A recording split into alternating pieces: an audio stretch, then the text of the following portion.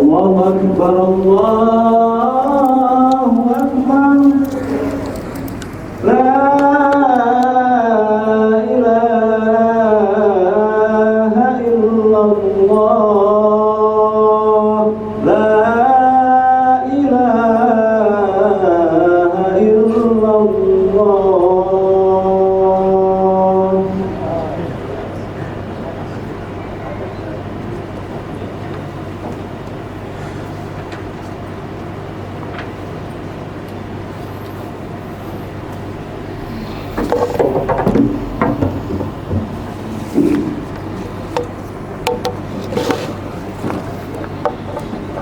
السلام عليكم ورحمة الله وبركاته. وعليكم السلام ورحمة الله وبركاته. بسم الله الرحمن الرحيم. الحمد لله رب العالمين، ثم الصلاة والسلام على حبيب إله العالمين وشفيع ذنوب المذنبين العبد المؤيد والرسول المسدد المصطفى الأمجد أبي القاسم المصطفى محمد. اللهم صل على محمد وآل محمد. اللهم صل على محمد وآل محمد. اللهم صل على محمد وآل محمد وعلى أهل بيته الطيبين الطاهرين وصحبه المنتجبين ومن تبعهم بإحسان إلى يوم الدين. عباد الله، اوصیکم و نفسی به تقوی الله. گفتگوی ما پیرامون مسئله نبوت بود که 12 جلسه گذشته در رابطه با نبوت نبی اسلام صحبت کردیم و امروز اختصاص می‌دهیم به این که دین اسلام و نبوت پیامبر جهانی است از دو جهت. اولا برای همه مردم است، ثانیاً محدود به زمان خاصی نیست و تا قیام قیامت این دین ادامه خواهد یافت. ایمان به همه پیامبران و پذیرفتن پیام‌های ایشان ضرورت دارد و انکار یک پیامبر به منزله انکار انبیاء الهی و خداوند و در حکم کفر ابلیس است. اما ایمان آوردن به هر پیامبر به معنای عمل کردن به دستورات و احکام اون پیامبر نیست. چنانکه همه مسلمان ها به همه انبیاء الهی ایمان دارند ولی موظف به عمل کردن به دستورات انبیاء گذشته نیستند و به تعبیر دیگر ایمان به یک پیامبر به معنای عمل کردن به دستورات اون پیامبر نیست. Bismillahirrahmanirrahim. Setelah memanjatkan puja dan puji syukur kehadirat Allah dan menyampaikan salawat serta salam kepada Rasulullah dan keluarganya yang suci, saya mewasiatkan kepada diri saya dan kepada mukminin mukminat dengan pesan takwa. Pembahasan kita dalam beberapa Jumat ini berkenaan dengan masalah kenabian. 12 pertemuan telah lewat dan kita sudah membahas mengenai masalah kenabian. Pada kesempatan ini saya ingin mengkhususkan pembicaraan tentang masalah bahwa syariat yang dibawa oleh Nabi Muhammad SAW adalah syariat yang bersifat mendunia. Dari dua sisi. Yang pertama adalah bahwa syariat ini tidak hanya ditujukan kepada satu kaum dan satu kelompok tertentu, tetapi ditujukan kepada semua manusia. Dan yang kedua, syariat ini tidak dikhususkan untuk satu zaman tertentu, tetapi dan syariat ini diajarkan untuk diamalkan dari zaman Rasulullah sampai masa akhir nanti. Yang perlu ditekankan di sini bahwa adanya nubuwah atau kenabian Nabi Muhammad SAW ini meniscayakan semua orang untuk beriman kepada beliau. Mengingkari kenabian Rasulullah berarti sama dengan keingkaran dan kekafiran yang pernah dilakukan oleh iblis dahulu. Namun demikian, yang harus dicatat adalah bahwa keimanan kepada seorang nabi tidak meniscayakan bahwa orang yang beriman itu harus melaksanakan seluruh ajaran dan hukum-hukum yang dibawa oleh Nabi tersebut. Sebagaimana contohnya kita mengimani kenabian para nabi-nabi yang terdahulu sebelum Nabi Muhammad, akan tetapi kita tidak diperintahkan untuk mengikuti ajaran-ajaran yang disampaikan oleh para nabi-nabi yang lalu. ما در اینجا دو ادعا داریم. ادعای اول ما این است که بعد از رسالت پیامبر اسلام و نبوت پیامبر اسلام همه مردم در سراسر جهان موظفند به دین اسلام عمل کنند. این دین اختصاص به یک منطقه خاص یا قبیله خاص ندارد. ادعای دوم ما این است که این دین محدود به یک زمان خاصی نیست، بلکه تا قیام قیامت ادامه دارد. الاول يجب علينا أن نثبت بأن الإسلام ليس خاصا فقط لمنطقة جغرافيائية خاصة أو لقوم خاص. ثانيا لا بد أن نثبت بأن الإسلام يستمر ويمتد إلى يوم القيامة وليس محدودا بزمان خاص. Di sini ada dua klaim yang kita angkat. Yang pertama adalah bahwa setelah datangnya risalah Rasulullah Shallallahu Alaihi Wasallam, seluruh umat manusia wajib untuk mengikuti risalah tersebut. Dan risalah sang Nabi tidak dikhususkan pada satu kaum tertentu atau suatu bangsa yang hidup di sebuah tempat atau titik geografi tertentu. Yang kedua, klaim kita adalah bahwa risalah Rasulullah Shallallahu Alaihi Wasallam tidak dikhususkan pada satu zaman tertentu, tetapi memanjang sampai hari kiamat dan akan selalu relevan sepanjang zaman. برای اثبات این دو موضوع ما از دلایل تاریخی و آیات قرآن استفاده می‌کنیم. اما از نظر تاریخ و اینکه اسلام اختصاص به یک منطقه خاص و قوم خاص نداشته، این هست که پیامبر وقتی مبعوث به رسالت شدن نامه‌هایی را به پادشاهان قیصر روم، پادشاه ایران، حبشه و کشورهای دیگری ارسال کردند و اونها رو دعوت به اسلام نمودند.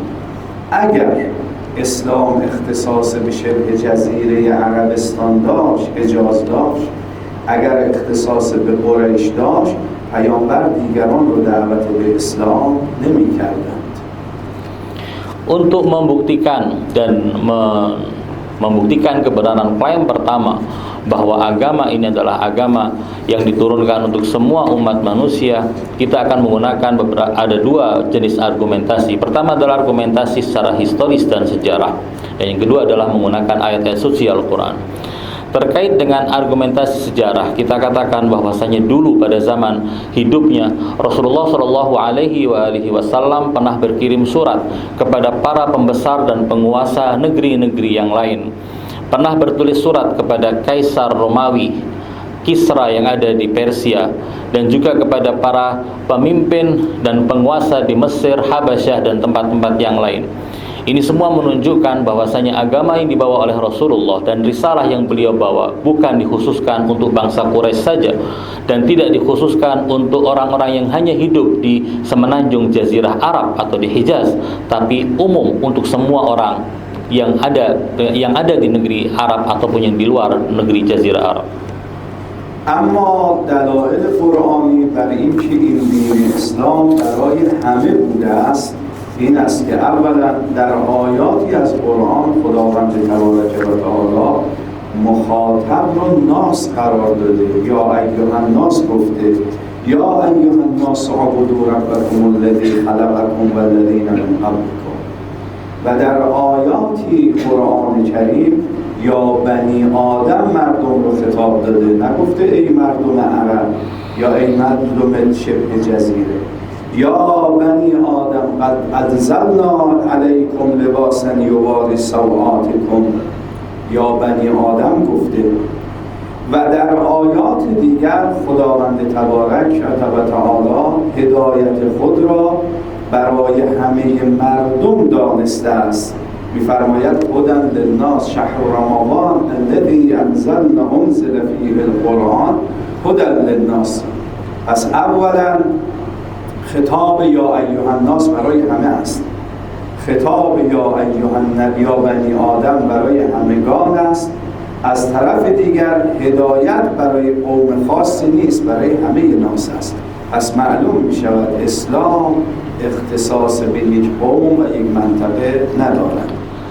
Terkait dengan dalil Qur'ani, kita lihat bahwasanya dalam Al-Qur'anul Karim ada banyak ayat-ayat suci Al-Qur'an yang ketika memanggil siapa yang diajak berbicara menggunakan kata ya ayyuhan nas, yang artinya khitab ini ditujukan kepada seluruh manusia.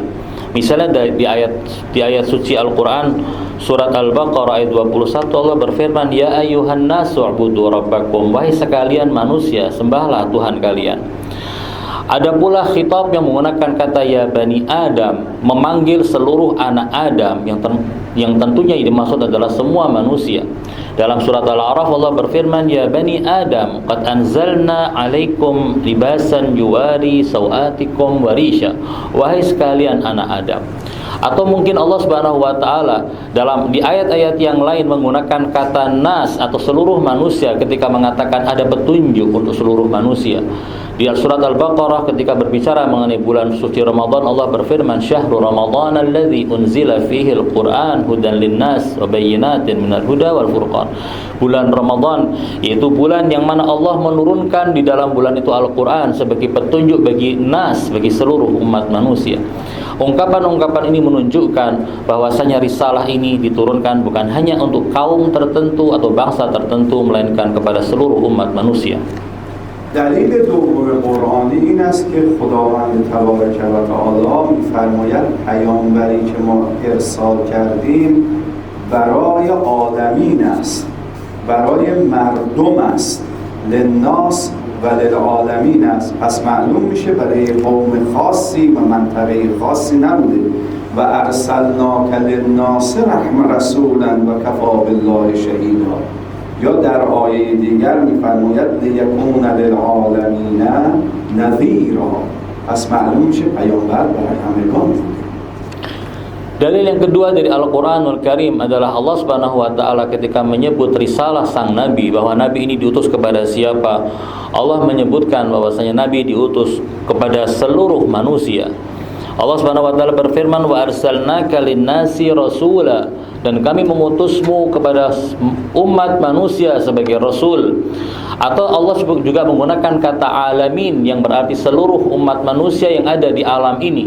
Ketika Allah berfirman Tabarakalladzi nazzala al-furqana ala 'abdihi liyakuna lil 'alamin nadhira. Maha suci Tuhan yang telah menurunkan Furqan, kitab suci Al-Qur'an kepada hambanya untuk menjadi nadhir, sebagai pemberi peringatan kepada seluruh orang yang berada di jagat raya ini. دلیل سوم این است که خداوند تبارک و تعالی پیروان ادیان دیگر رو دعوت به اسلام کرده. اگر دین اسلام فقط مخصوص عده‌ای بود چرا پیامبر همه رو دعوت به اسلام کرده؟ Dalil yang ketiga adalah bahwa dalam Al-Qur'anul Karim ada ayat-ayat yang ditujukan kepada kelompok-kelompok umat-umat yang terdahulu, pengikut para nabi yang terdahulu seperti Bani Israel, seperti Ahlul Kitab. Jika risalah Rasulullah ini hanya dikhususkan bagi orang-orang yang berada di suatu kelompok tertentu atau suatu golongan tertentu, mengapa Allah Subhanahu wa taala mengajak orang-orang yang mengikuti para nabi yang sebelumnya, misalnya sebagai Ahlul Kitab, untuk mengikuti risalah yang dibawa oleh sang nabi? و دلیل چهارمی که هدف نهایی پیروزی اسلام بر همه ادیان است لیظهره علی الدین کله. بنابراین معلوم می شود که اسلام باید شامل همه مناطق بشود و دیگر دین دیگری باقی نباشد. Dalil yang keempat dari Al-Quranul Karim adalah bahwa Al-Quran menjelaskan risalah yang dibawa oleh Nabi Muhammad SAW adalah risalah yang akan mengungguli seluruh agama, liyudhhirahu 'alad dini kullih, untuk menampakkan dan mengunggulkannya di atas semua agama. Ini adalah dalil yang kuat yang menunjukkan bahwasanya kelak tidak akan ada agama lain selain agama yang dibawa oleh Nabi Muhammad SAW.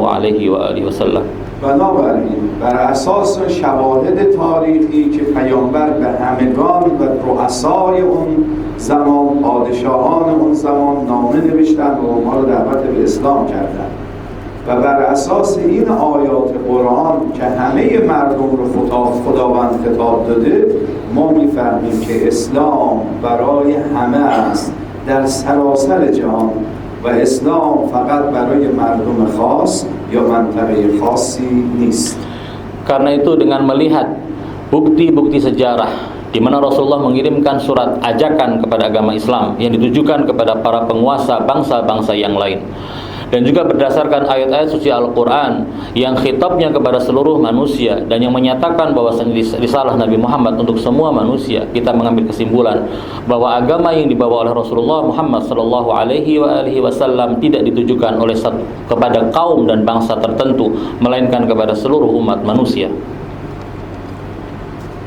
نکته دوم این است که این اسلامی که برای همه است مخصوص به زمان خاصی نیست، مثل مسیحیت که فقط مخصوص بوده از زمان حضرت عیسی تا زمان پیامبر اسلام، یا مثل یهودیت نیست که از زمان حضرت موسی تا زمان حضرت عیسی بوده. دلیل این مطلب که اسلام برای همه است دو چیز است. یک، اسلام محدود به زمان نیست. دو چیز است. اول این که خداوند تبارک و تعالی در قرآن کریم همه مردم را با خطاب یا ایها الناس یا خطاب یا بنی آدم یا خطاب العالمین مورد خطاب قرار داده. این یکی. دوم این که ما در روایات داریم که فرمودن حلال محمد حلال الی یوم القیامه و حرامه حرام الی یوم القیامه. و سوم این که ما در آینده ثابت میکنیم که پیامبر خاتمیت دارد، کسی بعد از او نمی آید. بنابراین این دین محدود به زمان نیست. Hal kedua yang ingin kita buktikan adalah bahwa kita mengklaim agama yang dibawa oleh Rasulullah SAW ini adalah agama yang relevan sepanjang zaman sampai hari kiamat. Bukan seperti syariat yang dibawa oleh Nabi Isa alaihissalam yang punya waktu tertentu, relevan sampai datangnya Nabi terakhir yaitu Rasulullah Muhammad SAW, atau agama Yahudi yang dibawa oleh syariat yang dibawa oleh Nabi Musa alaihissalam yang relevan sampai datangnya Nabi Isa alaihissalam. Agama Islam adalah syariat yang dibawa oleh Nabi Muhammad, relevan sampai hari kiamat. Dalil kita adalah yang pertama, dalam ayat-ayat suci Al-Quran, khitab yang digunakan oleh Allah Subhanahu wa ta'ala adalah ya ayyuhan nas, ya bani Adam, yang menunjukkan bahwasanya manusia selalu ada sampai hari kiamat. Bani Adam selalu ada sampai hari kiamat, tidak dibatasi oleh waktu tertentu. Atau ketika Allah menyebutkan bahwasanya syariat ini adalah untuk alamin, untuk seluruh manusia semesta alam, yang menunjukkan bahwasanya selama ada manusia di alam ini semuanya harus mengikuti syariat ini. Yang kedua adalah dalil kita, ada hadis-hadis yang disampaikan oleh Rasulullah atau dari a'imah ma'sumin alaihimussalam yang menyatakan bahwasanya halal yang dihalalkan oleh Rasulullah Muhammad sallallahu alaihi wasallam akan selalu halal sampai hari kiamat, dan yang diharamkan oleh Nabi Muhammad akan haram sampai hari kiamat. Dalil ketiga yang nanti insyaallah akan kita buktikan bahwa ada petunjuk-petunjuk yang menyatakan bahwa Rasulullah Muhammad sallallahu alaihi wasallam adalah khatamun nabiyyin, penutup dari silsilah para nabi dan utusan Allah. دشمنان اسلام همواره تلاش کردند در رابطه با حقانیت اسلام ایجاد شک و تردید و شبهه بکنند. در همین رابطه هم چند شبهه ذکر کردند که بنده عرض میکنم و جواب اونها رو میدهم. اولین شبهه این است که بر اساس بعضی از آیات قرآن پیامبر مأمور به هدایت قوم و عشیره خود بوده و انذر عشیرتک الاقربین. این مربوط به همگان نبوده. اسلام پیامبر مأمور به هدایت قوم و قبیله خود بوده است. جواب این شبهه روشن است و اون این است که پیامبر، این آیه قرآن مراحل دعوت پیامبر رو بیان می‌کند. یعنی در ابتدای مأمور به دعوت قوم و قبیله خود بودند، ولی در ادامه همگان رو دعوت به اسلام کردند.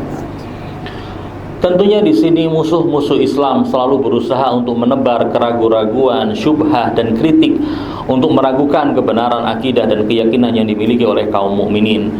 Mereka menebar kritik-kritik tersebut. Saya akan sebutkan beberapa kritikan yang mereka sampaikan dan kita akan jawab apa yang mereka kritik. Yang pertama, mereka menolak bahwasanya agama Islam ini adalah agama untuk seluruh umat manusia. Dalil yang mereka gunakan adalah ayat Al-Quran.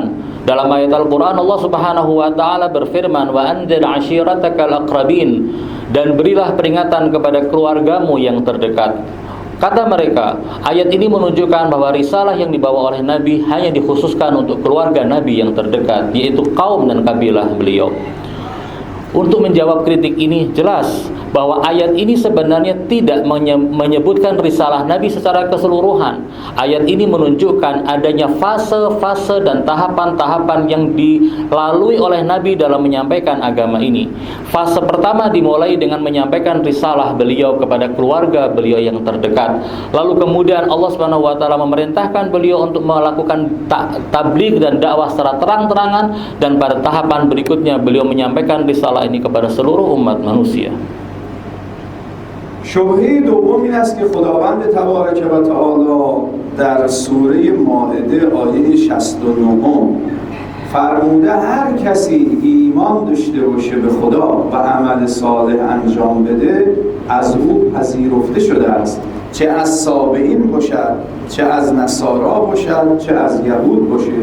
پس معلوم میشه دین اسلام برای یهود و سابئین و نصارا نیست، فقط مخصوص یک عده خاصی. جواب این سوال هم روشنه و اون این است که خداوند تبارک و تعالی در مقام این هست که ایمان و عمل صالح مفید است بدون توجه با قطع نظر از دین خاصی. اما اینکه این ایمان و عمل صالح در کدام دین قرار بگیرد اون جای دیگری صحبت شده است و یقینا باید بر اساس و در قالب دین اسلام اون ایمان و عمل صالح بوده باشد. Kritik kedua yang disampaikan adalah bahwa di surat Al-Maidah ada satu ayat yang menjelaskan bahwasanya orang-orang yang beriman dan beramal soleh dari orang-orang yang mengikuti agama Yahudi, yang mengikuti agama Nasrani, yang mengikuti Sabi'in, dan bahkan yang Majus, mereka amalan mereka diterima oleh Allah Subhanahu wa taala dan mereka akan masuk ke dalam surga tanpa ada rasa gelisah dan ketakutan pada diri mereka. Klaimnya adalah mengatakan ayat ini menunjukkan bahwa agama ini tidak risalah yang dibawa oleh Nabi Muhammad tidak ditujukan untuk umat-umat seperti umat Yahudi dan umat Nasrani. Untuk menjawab kritik ini kita katakan ayat tersebut sedang menjelaskan tentang masalah keimanan dan amal soleh. Ketika seorang beriman kepada sesuatu lalu kemudian dia melakukan amal soleh dan sesuai dengan syariat yang ada pada saat itu, maka akan diterima oleh Allah Subhanahu wa taala. Ayat ini tidak sedang menyebutkan tentang masalah orang-orang Yahudi di zaman ini harus tetap pada apakah boleh tetap memegang agamanya ataukah tidak. Ada penjelasan di ayat-ayat yang lain yang menyebutkan bahwasanya orang-orang yang mengikuti risalah-risalah yang terdahulu dengan datangnya Nabi Muhammad harus mengikuti risalah Nabi Muhammad sallallahu alaihi wa alihi. شبهه آخری که شده در این زمینه گفتن از نظر فقه اسلامی بین مشرکان و اهل کتاب تفاوت است. اهل کتاب می توانند در سرزمین اسلامی زندگی کنند با سایر مسلمانان و از امنیت برخوردارند، البته شرایطی دارند. از این که در فقه اسلامی گفته شده مشرکان متفاوت از اهل کتابن، معلوم میشه اسلام برای اهل کتاب نیست. خب جواب این شبهه هم روشنه. و آن این است که اسلام منت گذاشته بر پیروان سایر ادیان. معناش این نیست که اونها از نظر دینی پذیرفته شدن، بلکه اسلام میگوید حالا اگر اسلام رو نمیپذیرید ما از شما حمایت میکنیم، در امنیت خواهید بود با شرایطی که در فقه اسلامی بیان شده است. Kritik yang berikutnya yang mereka sampaikan adalah bahwa ada di dalam fikih Islam ada perbedaan antara ahlul kitab dengan orang-orang musyrik. Fikih Islam memberikan perlakuan yang berbeda antara orang-orang ahlul kitab dengan orang-orang musyrik.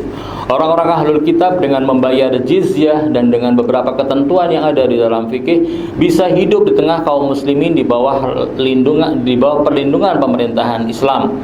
Dan mereka mendapatkan hak untuk bisa hidup dengan aman, dengan damai. Kalau ada yang mengganggu mereka, pemerintahan Islam akan membentengi mereka dan membela mereka. Berbeda halnya dengan orang-orang musyrik.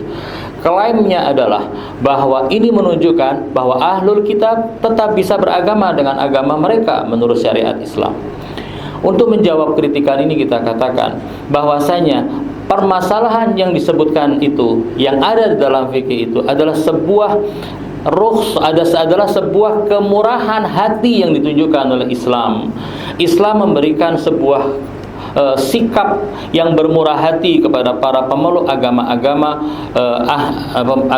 samawi, dengan catatan bahwa kalau memang menurut mereka Islam tidak bisa mereka anut dan mereka akan tetap berpegangan pada agama mereka, dengan syarat-syarat tertentu mereka bisa hidup di tengah-tengah kaum muslimin. Di sini bukan berarti Islam memberikan legitimasi atas keabsahan dan kebenaran agama mereka. Ini justru merupakan suatu kemurahan yang ditunjukkan oleh Islam kepada para pengikut syariat-syariat atau para mengikut ahlul kitab. أقول قولي هذا وأستغفر الله لي ولكم فاستغفروه إنه يغفر ذنوبكم. بسم الله الرحمن الرحيم. قل هو الله أحد الله الصمد لم يلد ولم يولد ولم يكن له كفوا أحد. صدق الله العلي العظيم. إن الله وملائكته يصلون على النبي يا أيها الذين آمنوا صلوا عليه وسلموا تسليما. اللهم صل على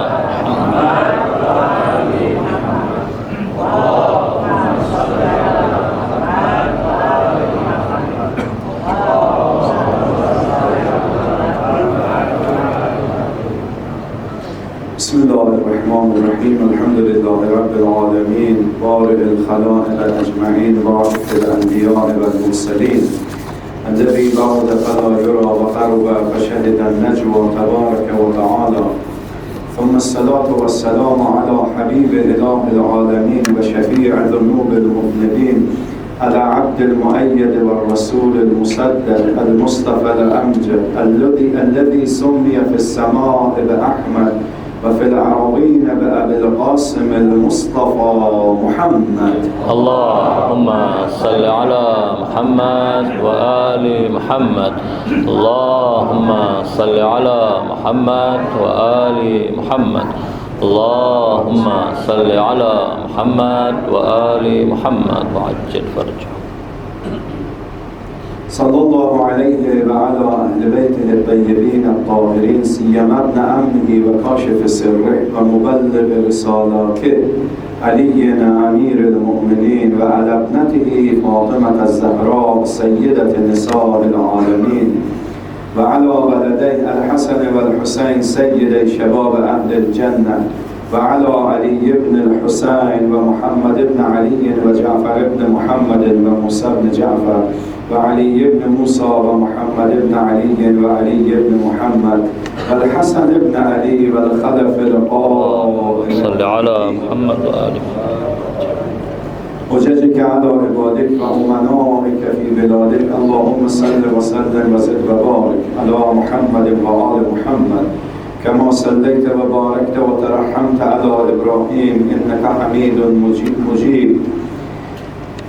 اللهم بهم بولايتهم نتقرب إليك ونتوسل إليك اللهم أحينا حياة محمد وآل محمد وأمتنا ممات محمد وآل محمد واحشرنا مع محمد وآل محمد وادفع عنا البلاء والآفات.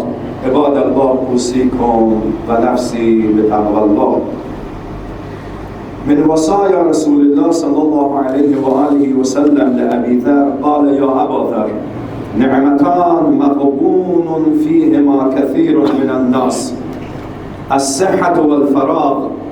يا أبا ذر، اغتنم خمسا قبل خمس، شبابك قبل هرمك، وصحتك قبل سقمك، وغناك قبل فقرك، وفراغك قبل شغلك، وحياتك قبل موتك.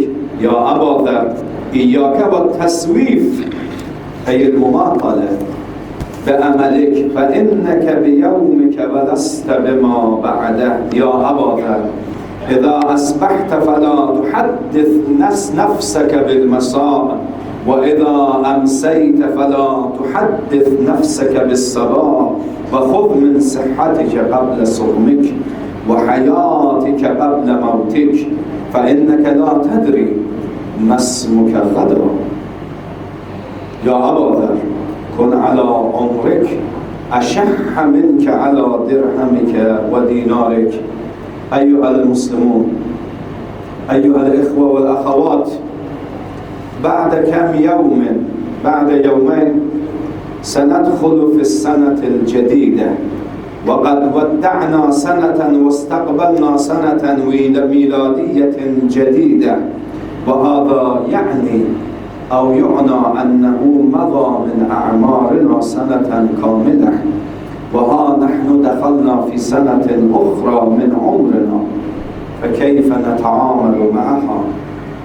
المقطع الذي قرأته من وصية النبي لأبي ذر يشير إلى قيمة العمر وأهمية الوقت في حياة الإنسان، حيث يؤكد النبي صلى الله عليه وآله وسلم على ضرورة الاستفادة من النعم التي بين أيدينا قبل فقدها وزوالها، من نعمة العمر، ومن نعمة الصحة، ومن نعمة الوقت والفراغ والشباب والغنى.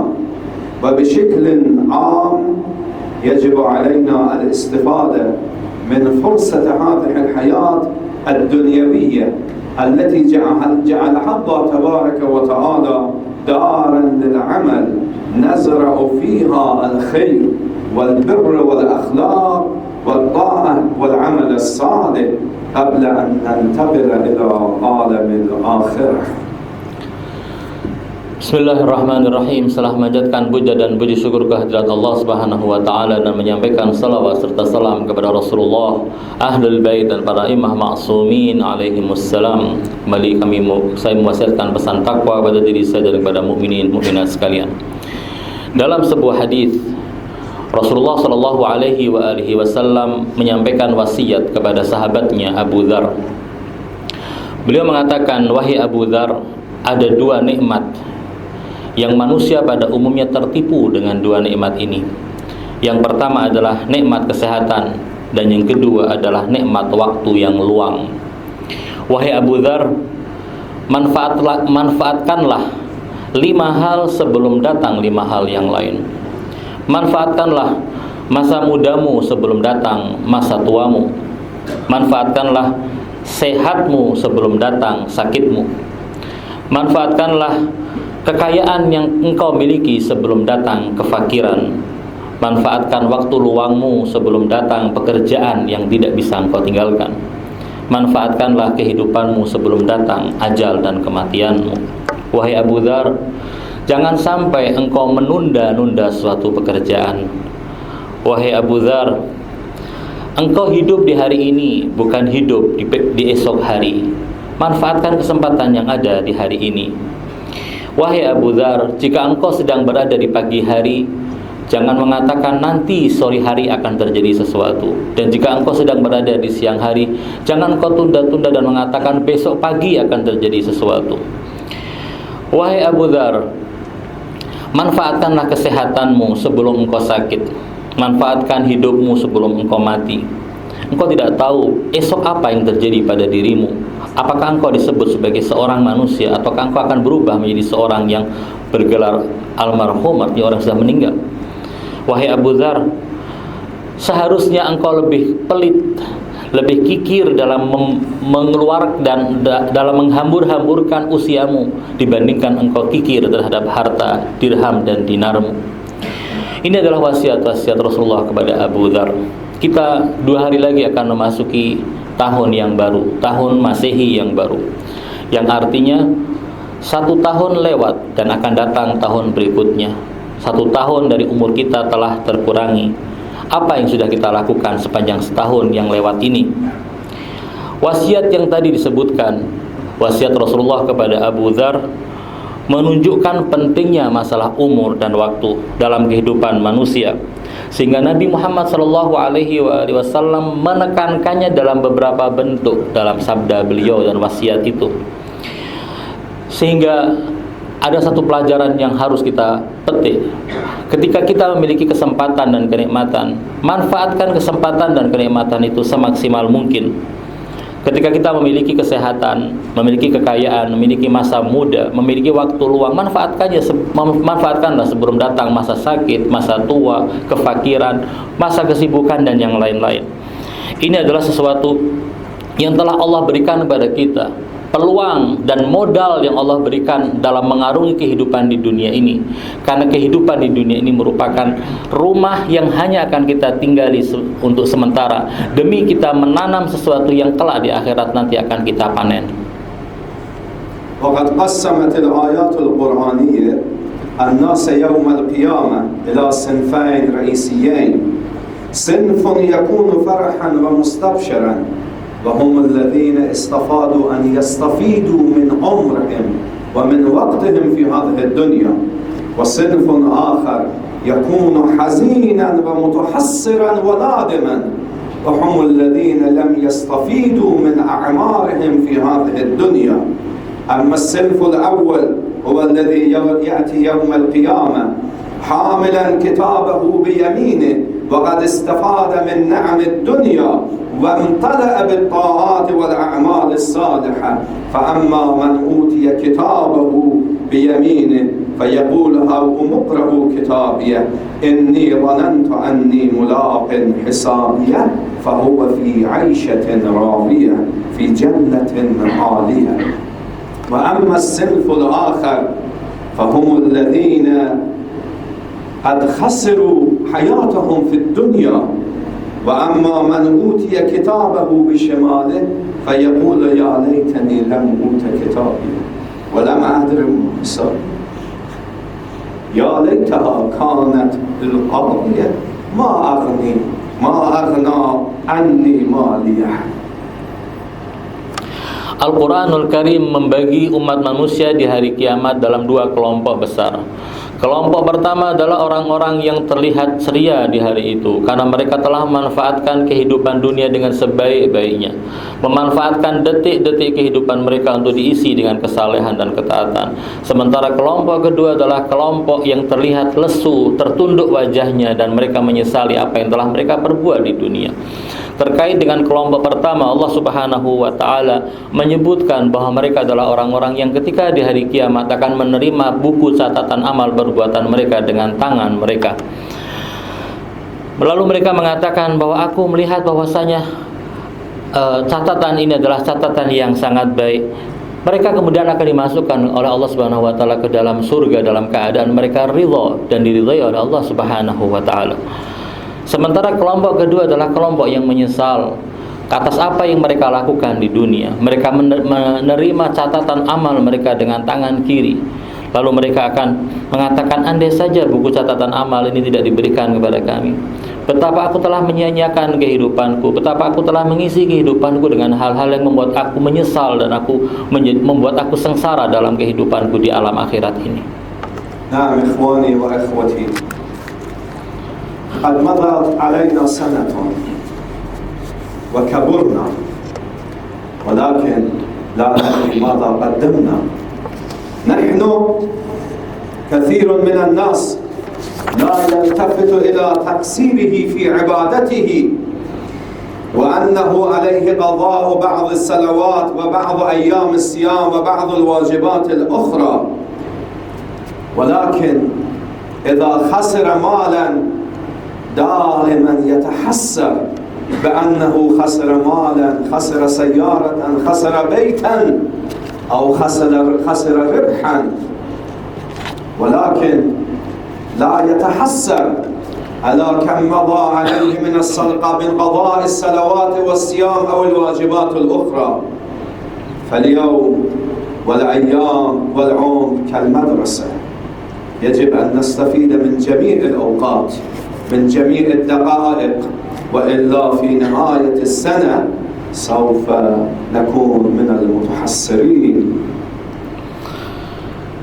Kita telah melewati tahun ini dan tahun baru akan datang. Tentunya kita adalah orang-orang yang dewasa yang bisa berpikir kira-kira apa yang telah kita lakukan di masa yang telah lewat ini. Adalah suatu kebiasaan manusia ketika dia mendapatkan suatu masalah dalam kehidupan di dunianya. Dalam sebuah transaksi dia mengalami kerugian, atau sebuah keuntungan besar yang gagal dia dapatkan, atau dalam sebuah transaksi dia kehilangan kendaraannya, rumahnya, uangnya. Orang tersebut akan selalu merasa sedih dan menyesali kenapa dia terjun dalam sebuah transaksi yang merugikan. Akan berlarut-larut dalam kesedihan karena kehilangan harta. Mengapa orang yang semacam ini tidak memikirkan bahwasanya dalam kehidupan dunia ada banyak kewajiban-kewajiban yang ditinggalkan. Betapa banyak sholat-sholat yang harus dia qadha dan belum diqadha. Berapa banyak puasa yang harus dilaksanakan yang tidak dilaksanakan. Betapa banyak kewajiban-kewajiban yang ditinggalkan tapi tidak dilaksanakan. Apakah orang tersebut merasa menyesali dan merasa sedih atas kewajiban-kewajiban itu? Ataukah kewajiban-kewajiban itu tidak muncul di depan matanya, sementara ketika dia dililit oleh permasalahan duniawi dia akan tenggelam dalam kesedihan. Kehidupan duniawi ibaratnya seperti sekolah yang harus kita manfaatkan semua mata pelajarannya dengan baik. Kita harus mempelajarinya dengan baik sehingga kelak ketika kita harus berhadapan dengan ujian akhir semester kita akan mendapatkan nilai yang baik. Kehidupan dunia juga begitu. Kita harus manfaatkan semua kesempatan yang ada dalam kehidupan ini. Ketika kita kembali kepada Allah Subhanahu wa taala, masuk ke alam akhirat nanti, kita bisa mendapatkan hasil yang baik. Al-a'dhar allati yakhtalifha al-insan li'adam mubadaratihi bi'ityan al-qada' al-wajibat laysat illa waswas wasa'is shaytaniyah. لتبقى النفس مرتاحة من هذه الواجبات. فهل سأل الإنسان نفسه أنه هل سيعيش إلى الغد؟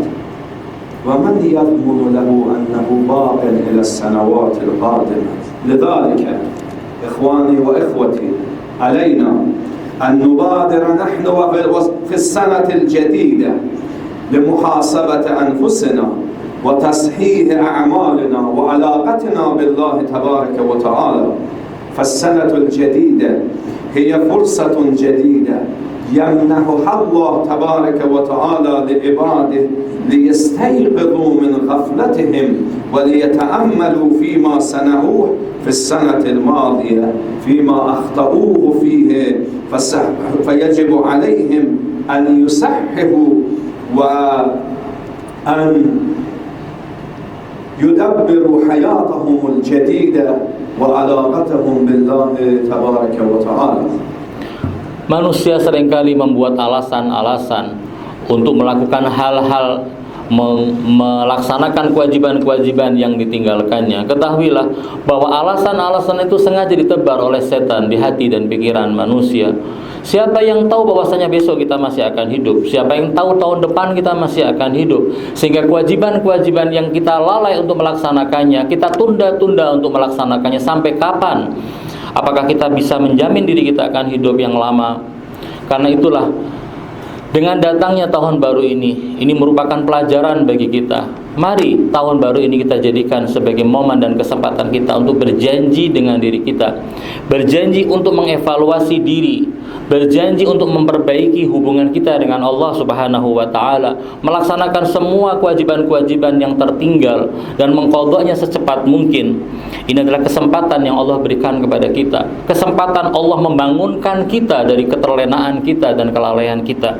Sehingga insya Allah dengan adanya tahun baru ini, dengan adanya semangat yang baru, kita bisa melihat apa yang terjadi di tahun yang lalu. Jika pada tahun lalu kita melakukan kesalahan, kita perbaiki kesalahan kita. Jika kita melakukan kebaikan, maka kita akan perbanyak dan akan kita kuatkan kebaikan-kebaikan tersebut. Sehingga kehidupan baru yang akan kita dapatkan pada tahun yang baru akan menjadi hal yang lebih baik daripada yang sebelumnya. وفي الأخير هناك سؤال وهو ما حكم إرسال التبريكات والتهنئة بمناسبة السنة الجديدة الميلادية. Di akhir pembicaraan saya ingin menyampaikan pertanyaan secara fikih. Apa hukum orang memberikan ucapan selamat tahun baru? على حسب رأي المراجع ليس حراما وليس مشكلة أن يرسل الإنسان التبريكات والتهنئة بمناسبة السنة الجديدة الميلادية إلى جيرانه إلى إخوانه وإلى أصدقائه إذا لم يكن فيه تبليغ وترويج ودعم للمسيحية أو لليهودية أو شيء آخر. Terkait mengucapkan selamat tahun baru kepada orang lain, para maraji, para ulama bersepakat bahwa tidak ada masalah untuk mengucapkan selamat tahun baru kepada teman, saudara, hendetolan, tetangga, dengan catatan bahwasanya pengucapan selamat tahun baru kepada mereka itu tidak menimbulkan kesan bahwa kita menguatkan dan mengukuhkan ajaran agama Kristen atau meniscayakan terjadinya hal-hal yang bertentangan dengan syariat Allah. به همین جهت ما هم میگیم که سلامت رایا تبو برو انشاءالله للجميع. Karena itulah saya mengucapkan selamat tahun baru untuk semua orang yang merayakannya. اللهم اغفر للمؤمنين والمؤمنات والمسلمين والمسلمات الأحياء منهم والأموات تابع بيننا وبينهم بالخيرات إنك مجيب الدعوات إنك غافر الخطيئات إنك على كل شيء قدير وبالإجابة جدير. اللهم صل على محمد وآل محمد كما صليت وباركت وترحمت على إبراهيم وعلى إبراهيم إنك حميد مجيد. اللهم لا تسلط علينا من لا يرحمنا ووفقنا لما تحب وترضى. اللهم أنزل علينا بركاتك من السماء وأخرج لنا ثمارك من الأرض. اللهم صل على محمد وآل محمد ولا تجعل الدنيا أكبر همنا ولا مبلغ علمنا بحق لا إله إلا أنت سبحانك إني كنت من الظالمين فاستجبنا له ونجيناه من الغم كذلك ننجي المؤمنين. سبحان ربك رب العزة عما يصفون.